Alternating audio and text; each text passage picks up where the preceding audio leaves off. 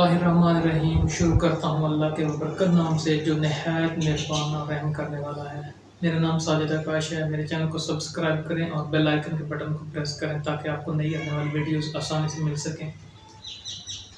आज का हमारा टॉपिक है पसमानदा इलाका ज़िला झंग में तरक्याती स्कीमें।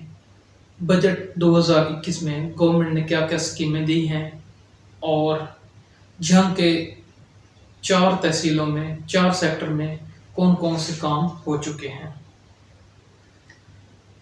क्योंकि झंग एक पसमानदा इलाका है और 2021 और 22 के बजट, इस गवर्नमेंट के बजट से पहले झंग में इतना बजट कभी किसी गवर्नमेंट ने नहीं दिया था।